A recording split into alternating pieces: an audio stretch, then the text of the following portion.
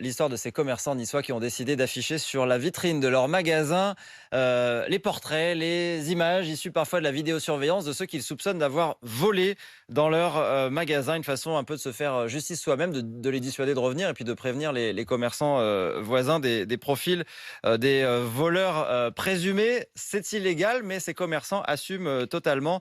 Et vous réagissez au 32-16. C'est Christophe qui est avec nous ce matin. Bonjour Christophe. Bonjour Sébastien. Justement, vous êtes commerçant à Nice. Oui, j'ai plusieurs commerces à Nice. Et Et alors, vous effectivement, connaissez ces commerces qui pratiquent, qui mettent comme ça les visages des voleurs sur la vitrine?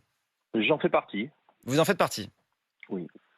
Alors racontez-nous pourquoi, comment en être venu à cette méthode? Alors comment on vient à cette méthode? C'est comme dans beaucoup de choses qui se passent en France. C'est que je pense qu'il y a un moment, c'est le trop qui fait déborder et on est usé. On est usé parce que vous avez des personnes qui viennent, qui rentrent dans votre magasin, qui se servent et qui partent et qui pensent que tout est normal. Mais si encore elles viennent, elles partent, bon, on les revoit plus hautes. Mais c'est qu'elles reviennent régulièrement. Elles nous regardent en face. Ils vous regardent en face en disant, Ouais. tu vas voir, je vais te voler quelque chose. Et nous, on a eu un cas qui était flagrant, puisqu'on a, sur notre vidéo, fait venir la police sur quelqu'un qui a volé.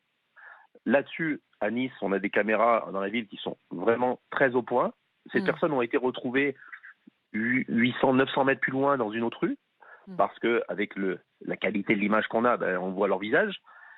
Ils sont revenus chez nous, ils nous ont ramené la bouteille vide, une bouteille qui a une valeur de plus de 100 euros, donc ça ne sert plus à rien. Vous avez quel type de Ils n'ont pas magasin, d'argent. Christophe, pour qu'on comprenne bien? Cas d'épicerie fine. D'accord. Voilà. Donc ces gens viennent, on nous les ramène avec la police, on nous dit ils n'ont pas d'argent, ils n'ont pas de papier, donc ils sont même pas en règle, ils parlent pas français, et le lendemain ils repassent.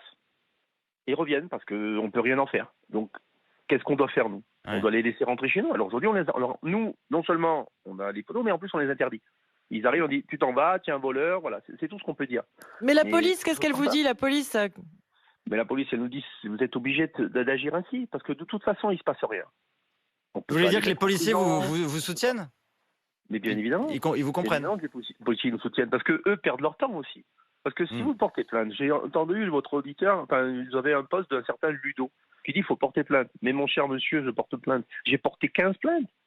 Il n'y a jamais rien qui s'est passé derrière. Parce qu'en face, vous avez des personnes qui n'ont rien, qui n'ont pas de papier, ou qui sont introuvables, qui n'ont pas d'adresse fixe. On est dans quelque chose de surréel. Donc, ce qui fait que aujourd'hui, on en est réduit à trouver des solutions par nous-mêmes, mais ça va se passer dans plein d'autres choses en France.